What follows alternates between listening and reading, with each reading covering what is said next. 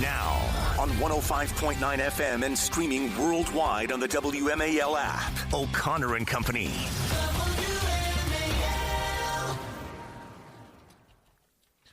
It's 7:07. It's O'Connor and Company on this Tuesday morning. Thanks for joining us. Coming up at 7:35, Katie Gorka, chair of the Republican County in Fairfax, will join us to get you off your bum and out to vote. Today's the special election day for Virginia 11, and Stuart Whitson is a good man. 8:05 brings us Representative Andrew Clyde of Georgia. He's got a bill called the Clean D.C. Act, and he's got a co-sponsor in the Senate. His name is Ted Cruz. We'll find out what the Clean D.C. Act is all about. I'm Larry O'Connor with Julie Gunlock. Good morning, Julie. Good morning. Well, I'm surrounded by these Northern Virginia women, suburban women. Julie, you're one of them. I don't know why. I guess I have a type. These are my friends. They're all moms. They're all, politically active. Only some of them have the really thick black frame glasses and resemble a woman who would steal a baseball at a Phillies game. Mary Katharine Ham is one of these women. She's tolerable, usually, but she does have a little bit of that streak in her. I don't know. Let's see who shows up today. Mary Katharine, good morning. Thanks for joining us. Yeah, I feel like Julie and I are getting painted with a broad brush here. I think that we are a different breed of Northern Virginia politically active suburban mom. Indeed. Let's not lump us in. Glasses. What's that? Right. But don't lump us in. And by the way, we have vowed never to use the word Karen again to describe these types of women. We're calling them spanburgers. Fair. We want to be very specific. Yes. I'd love, as a Virginia voter, I'd love for you to sort of assess. We just had John Reed, the candidate for lieutenant governor, on. I'd love for you to reflect sort of on the lamentable way the media is covering this campaign, because Spanberger finally got grilled in an interview just yesterday about her banana bread recipe, Mary Katharine. Oh, my gosh. Look, it is amazing what they can get away with. I wrote a column last week that was like, she can't do the bare minimum normie stuff. And she is supposed to be their normie savior, right? She and Cheryl up in New Jersey are their normie saviors. They're going to be the normal, moderate Democrats. They don't have anybody who has done military service or whatever. Their thing is now we're going to get intel service officers to be our patriotic stand-in, right? Which is not exactly normie, but anyway, she can't do the stuff. She does no comment on all of the huge controversies in all of the Northern Virginia schools based on gender policies. And then while she's quiet on that, she does the exact opposite of normie on immigration and says the first thing I'll do is make sure this is a sanctuary state. And it is wild to me that some consultant or Spanberger herself thinks this is the path. Yeah. Yeah. Yeah, and Mary Katharine, one thing that I think is so weird, and you're a mom, you get this. She constantly brags about being a mom of 3, and this is the thing. She goes, I'm the mother of 3 girls who are currently in the Northern Virginia school system, and yet she voted to keep boys and girls bathrooms in those schools. She supports that. She wants that. She wants more of that. So it's and of course the media never questions her on that. They just sort of let that sort of talking point go. But as a mom, and especially of a mom of girls, it just seems to me so odd that you wouldn't want to protect women's spaces and women's sports. And she's definitely not interested in that. Right. Or that you wouldn't even grant that it's something worth talking about. Right. She dismisses it out of hand. The boys that we're letting in are just girls. So done and done. I mean, the Northern Virginia schools are so insane that I have to triple check the stories about them every time I comment on them, because I'm like, am I getting this wrong? No, you're not getting it wrong. They're actually punishing the young men who were taped without their consent in a locker room by someone of the opposite sex. That's what actually happened, and they're going after the boys, not the person who taped them. I do think this is a very dangerous issue, because, I've thought this from the beginning, we are robbing young people of their ability to read their intuition about situations like that. Yeah. I want my girls to be red flag and be able to take it to someone. And we have totally strips the landscape Yes. of that ability, because once a little girl or a boy, in the case of some of these schools, goes to an authority figure, the hammer comes down on them. Yes. Yeah. And it shouldn't, because this is teaching them in the future that they have to put up with that. And it will lead to really bad situations for them. So yes, when you claim like I'm a mom of 3 and I'm interested in protecting students, okay, how? Yeah. Though? Be specific. How are you going to do that? Yep. We're speaking with Mary Katharine Ham. By the way, speaking of red flags, if you'd like to get sweaty and fatigued with Mary Katharine, you can join her running a 5K. That came out wrong, but you know what I mean. Right. Run the Travis Manion 9/11 Heroes Run in Oakton, Virginia. She'll be out there, and a lot of your friends that you hear on this program will be on there. It's Sunday, September 21st at 8 a.m. at Oakton Elementary School. I ran it last year. It's a great run, actually, right through the neighborhood there. It's got some hills. It's a good one. And, of course, you're raising money for the mighty Travis Manion Foundation. If Oakton ain't your thing on the 21st, then you can also run at Quantico on the 20th, and you can run with me in Annapolis on the 14th at Navy Marine Corps Memorial Stadium, all through the streets of beautiful Annapolis. So there you go. The 9/11 Heroes Run is coming up again. Take a minute and tell us about the Travis Manion Foundation. We were just on a cruise, Meredith and I were, in Europe, and there was a European. He's from Amsterdam, and he was wearing a Travis Manion Foundation T-shirt. It was such a cool thing to see. Yes, we are all over. So I have been with this foundation since the very beginning on the board. I was close friends with the Manion family right after Travis lost his life in Iraq. He was a Marine. Killed in action in Iraq, and it started very organically. They were like, we should do something, and then it's become this huge worldwide organization because people are just excited about meeting up with military members, closing that divide between civilians and military families, making sure we're supporting the families of the fallen, making sure we're remembering everyone we lost in the 9/11 generation, which is really important moving forward. And these races do that. They give me the opportunity to teach my kids, okay, this is what happened that day. Here are the uplifting stories about people who helped. Here are the people who still help, military, first responders, firemen, cops. Everybody comes out to these races, and we all can do something fun together. And by the way, you can walk it. Don't get scared. It's a beautiful, beautiful race. Absolutely. Yeah. It's a beautiful race, and it's a beautiful group of people. It's really patriotic. It's really family-friendly. And I hate that sometimes those are rarer than they should be these days, but come on out to this one in Oakton, September 21st, or, as you said, Quantico the 20th, or up in Annapolis. They are all beautiful events, and they will serve the local community and the military community. And if I can quickly add, the one in Annapolis is always special because Travis Manion is a graduate of the Naval Academy, then went Marine Corps and did lose his life serving our nation in Iraq. Also, real quick, I love what Travis Manion Foundation. In fact, I want to say a little bit more. Can you stick with us for a quick minute? Sure, Mary Katharine? No problem. 7:15. WMAL, making sense of the news. Live from the Home Paramount Pest Control Studios. Home Paramount, the leader in pest control since 1939. The Travis Manion Foundation 9/11 Heroes Run coming up on the 21st in Oakton with Mary Katharine, the 20th in Quantico, and then the 14th in Annapolis. And I'll be sweating along with you there as I train for the Marine Corps Marathon. But in fact, Mary Katharine, you've inspired me to run the Marine Corps Marathon because you ran it several years ago, and I tracked your progress there. This is my first marathon, so I'm excited about that. Oh, I'm excited for you. I hope the weather's better than mine was. Yeah, me too.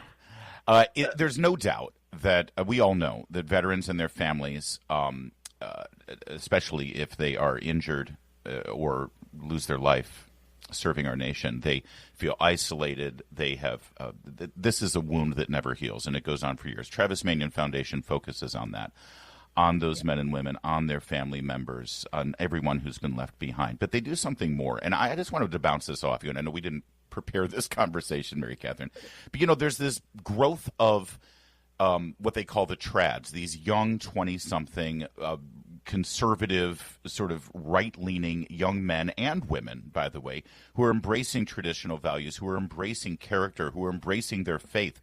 And I swear to you, I think part of it is because of what Travis Manion Foundation's been able to do with their Character Does Matter program.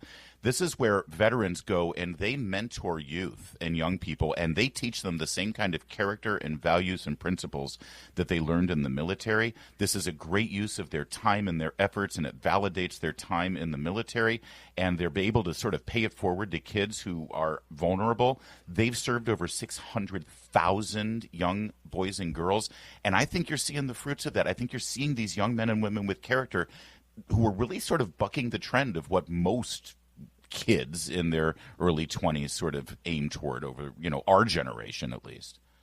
No, this is so important. At the Travis Manion Foundation, we noticed that there was this gap where the veterans would come back and they're animated by service, but they're out of the actual service, and they say, okay, well, what can we do? And we took this program, Character Does Matter, to little schools. We started, with 3 schools, and the schools were just starving for this. They were like, no one gives us this kind of programming based on character, right? Animated by public service and taught by veterans. It was almost a little counterculture, right, at that time, certainly. Right. And then it starts spreading because the kids love it. And we have all these, dozens and dozens, maybe up to hundreds at this point, of organically started Travis Manion Foundation clubs at schools around this country because they like the program so much, they want to pass it on to other kids in their schools. And I just think it's so powerful, and we teach all about perseverance, courage, humor, heart. What is your strength? What is your character trait that you're going to give to other people that is sort of your spiritual gift? And it's really so beautiful to watch veterans be able to pass this on and to see kids be exposed to somebody who makes them think, maybe this is a path that's available to me. It's a really beautiful thing. Mary Katharine, that's so incredible. And obviously K through 12 education is where it starts. And frankly, it's where the indoctrination starts. On the opposite side, this is where the indoctrination starts, where kids are told whether it's gender or politics or race. But are these clubs also cropping up at universities? Because we have seen, I don't need to tell you what's going on in the universities, but there seems to be a lot of, problems at the university level. Do these clubs exist there? Yeah, we do have participation there, but I would say, and I think it tracks with some of the polling of younger generations, that our K through 12 and high school age kids are more active, or that gets seated more often. But they just do fantastic work, and many of them, of course, go on to serve in the military as well because they've been inspired by the veterans that visit them. And also, beyond indoctrination, just a lot of kids don't get the message, certainly in school, and sometimes not from their parents, that persevering through hard things is good for them, and they can come out on the other side with achievements. And that is part of the military ethos. That's part of your public service ethos, and we pass that along. It makes for just really mentally healthier people. Yeah. And so to be part of something that creates that is beautiful. And this is so important also. We're in the MAHA sort of world right now. This is also about physical fitness. And, we know we've got a real problem with childhood obesity in this country and children just being sedentary and not going outside, not getting the exercise that they need. So this is another important matter. We're talking about, patriotism and service and stuff like that, but also just simple exercise. This really is an important message for kids to get today. Yeah, I think especially as we creep into the AI future, having touch with the real world and doing real world things and going out and moving your body and testing yourself and learning those skills is huge. And at Travis Manion Foundation, we really bring that to kids and bring that to schools as a really special kind of programming. So if you want a taste of it, come out to the 9/11 Heroes Run and you will enjoy our company, I promise you. This is why we run and get sweaty and fatigued together, which is always a bonus. Mary Katharine, real fast, I do want you to, I know what a huge admirer of Nicole Wallace you are and her work that she does over on MS Now. She had Stacey Abrams on her podcast because, poor Nicole Wallace, she really does need another outlet for her media platform. So she's got a podcast. Here was Stacey Abrams explaining how she never denied that she lost her election. She just redefined victory. Listen. In 2018, when I lost my election, I was never confused about it. No. I had conversations with communities, and I would say we won. Yeah. And that just would send people into these paroxysms of hatred.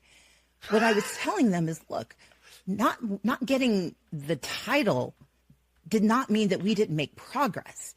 When you are trying to defend democracy, when you are trying to serve the people, progress counts as victory because their goal is your silence. Their goal is your complicity. Their goal is your subjugation. Yeah. Every day we remain free, that is progress. But if we have to... I think that's enough. Mary Katharine, please, I'm curious as to your reasoned assessment of such a fine observation. Yeah, both of these ma'ams should be embarrassed by this programming. Like, this is insane. She called it stolen. She never conceded. These are the hallmarks, you might say, of someone who is deluding themselves about an election. And this has always been so frustrating to me because she has been this darling of the left while she's doing this very active election denying. And like, if Nicole Wallace were worth her salt at all, she'd be like, Really, Stacey? Yeah, come on. Look, we can all admit we've made mistakes in the past. Like, this is the time to do it. It's just such obvious nonsense. It's insulting to tell it to voters, which is, by the way, probably why Kemp is the governor and she's not. So, it's a happy ending that way. That's true. Speaking of happy endings, join Mary Katharine Ham and run 5K for Travis Manion. Travis Manion deserves it. The foundation is fantastic. The 9/11 Heroes Run, the 14th in Annapolis, the 20th in Quantico, and Mary Katharine will join you on the 21st in Oakton. Thanks, Mary Katharine. Always good to talk to you. Thank you. Just check 911heroesrun.com and sign up with us. Thank you. All right. You got to give the website. Jeez, enough with the plugs. God. I got to do it. You're a great spokesman, though, Larry. I love it. It's 7. I'm a volunteer spokesman. I do love Travis Manion. I love it. Thank you. It's 7. Y'all have a good one. Coming up, we'll talk to Katie Gorka. She is the Fairfax GOP chair on today's special elections. Get out there, folks, and vote. Keep it here, 7:30. WMAL-FM, Woodbridge, Washington, a Cumulus media station. Making sense of the news. News Talk 105.9. News now.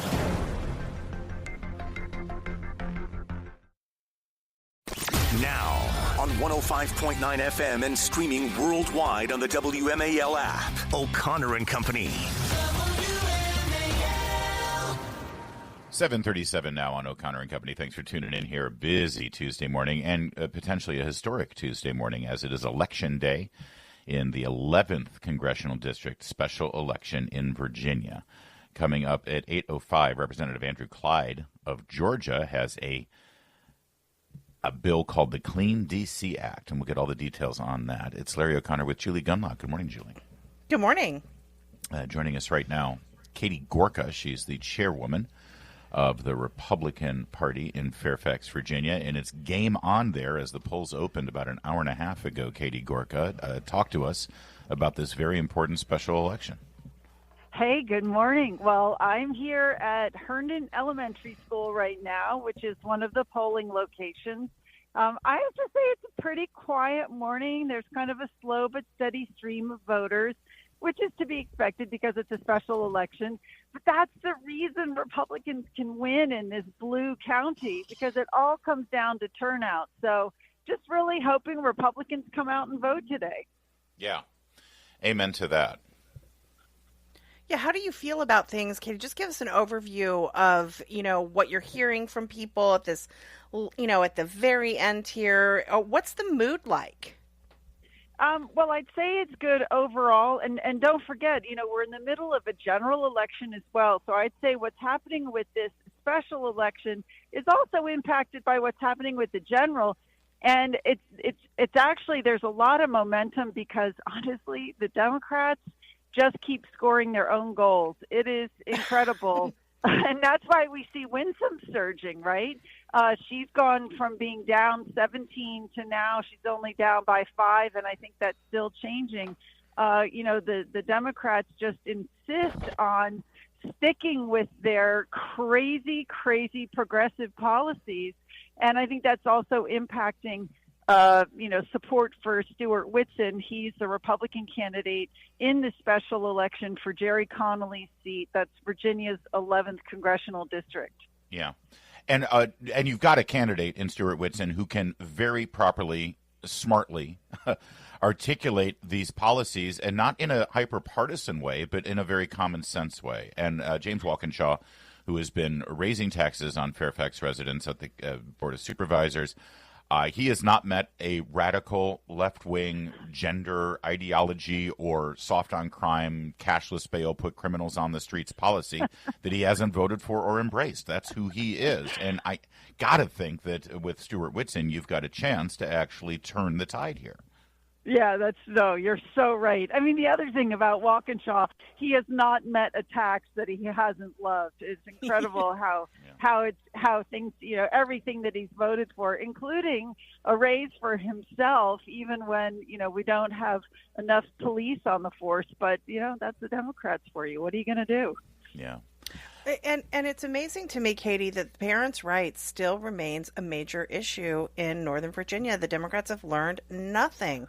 They have learned nothing, and in fact have doubled down in not only trying to keep secrets from parents, but really indoctrinating these kids who are suffering because of it. All of these stories, scandal after scandal after scandal, coming out of Loudoun and Fairfax and Alexandria and all of these Northern Virginia. Meanwhile, these school districts waste money while they're about to lose a ton of federal funds. They're wasting money on lawyers. This is just insanity. Yeah, no, and I have to tell you, one of the most powerful tools that we have is we have a 2-page summary of some of the most offensive content from the Fairfax County Public School, quote, family life education. And I tell you what, it has nothing to do with family life. It's all about sex. It's their sex education. When parents see that, they are shocked and appalled, but these schools are just insistent on holding with these policies. They're still going to bat on the whole, boys in the girls' bathrooms, boys and girls' sports, and parents do not like it. And I think that's been one of the biggest factors in this entire election season, both for this special and also for the statewide elections in November. Well, Katie Gorka is our guest. She's the chairwoman of the Republican Party, where we've got that special election today. Today is election day for Virginia 11. Get out there and vote.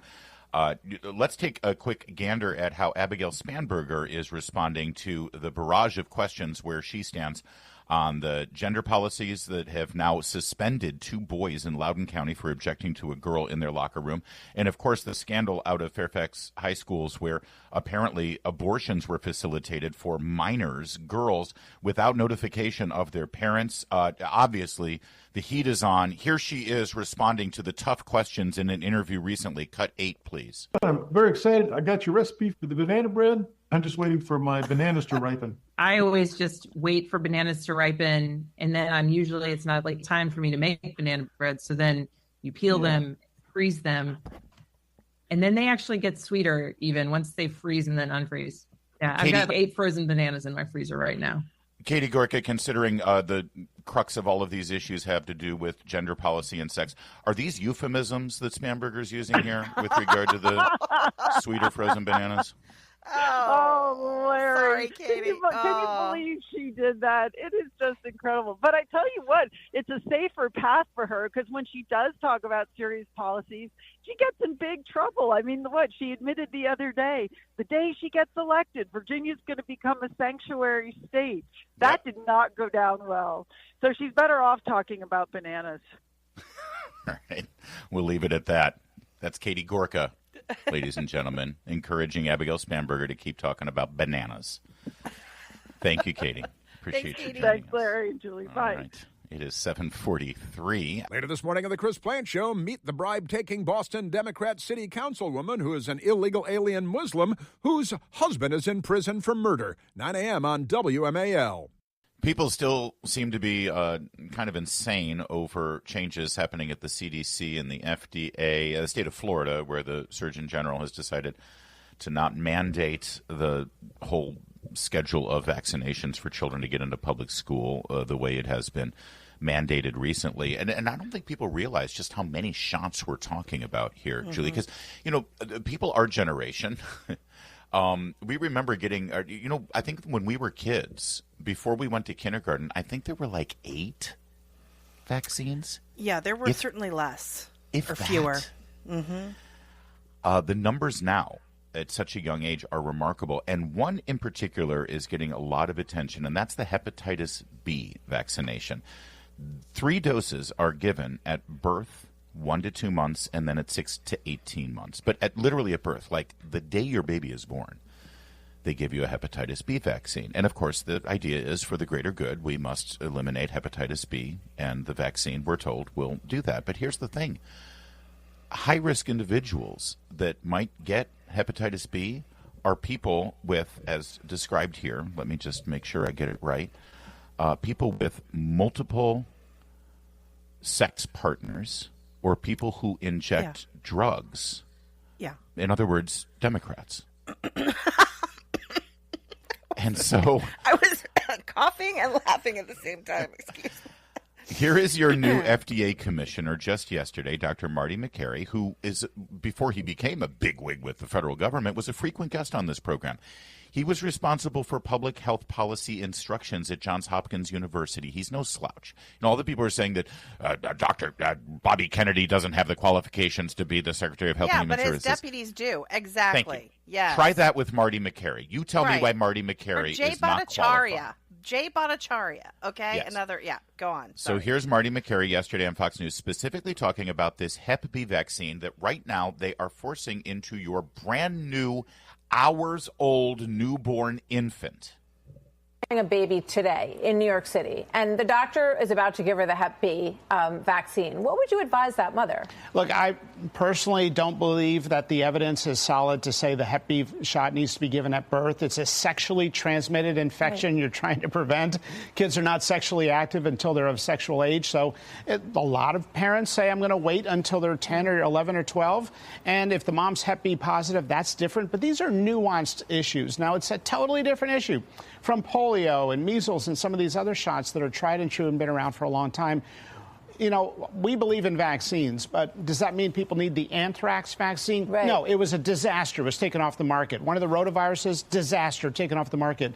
We've got tried and true vaccines, and we've got vaccines like the COVID booster in young, healthy people that we can ask questions about. Now, prior to Marty Makary being in charge of FDA and giving that reasonable advice, the former head of CDC's National Center for Immunization and Respiratory Diseases, who just recently quit, is some guy who's, I believe his name is Dr. Demento. He's gay, he's bald, and he poses in magazines wearing leather and bondage masks and chains. Yes. And he was total pervert. Brought on to ABC News this week to give a different story about what infants need to worry about with regard to Hep B. Listen. They have a very specific target on COVID, but I do fear that they have other things that they are going to be working on. Hepatitis B vaccine is on the agenda for the meeting in September. I predict that what they're going to do is try to change the birth dose of hepatitis B vaccine so that kids don't get it when they're born. We have one bite at that apple so that child gets that important hepatitis B vaccine. That's what they think of your children are an apple that they want to have a bite at when they get them in custody. That's why they do. It is really important that we do sort of patient histories and doctors know the conditions. If a woman is working as a prostitute, then and becomes pregnant, yes, she's a good candidate for her child to have the Hep B. If a woman engages in high-risk multiple sexual partners or high-risk sexual behavior, becomes pregnant, yes, her child is at risk. And her other children are at risk because this can be spread to her other children through bodily fluids, so saliva, baby's drool. So I get that, okay? I understand that. But this, every baby has to have this vaccine is based on this like deep distrust and of the American public, of women having babies, that, we're all just prostitutes. And, we need to get all of these babies vaccinated. You're going to have multiple sexual partners. There's a chance that this nice lady who's married, who's had very few sexual partners and is now pregnant, is actually at night. We don't live in Sex and the City. We don't live in an HBO, in some disgusting HBO perverted show, okay? And this really is, it's based on everyone's a liar. No one's going to give a true medical assessment. Nobody's going to tell the truth about their own lifestyle. Give people flexibility and choices in these kinds of diseases that aren't widely communicable to the greater community. Thank you. And let me just be clear. I'm not anti-vaccine. Okay? I know. But I am incredibly skeptical of the schedule and the load of vaccines that we have our children currently on. And those of us who are of this age, if you were born in the 70s, by the time you reached 18, you had 23 shots. Children born today, by the time they're 18, it's triple that number. 76 shots. And don't tell me that we don't have a right to challenge that and question that and get answers. The fact that they shut you down the second you ask the question tells you that there's something wrong. There's no reason why we can't talk about this. It's 7:55.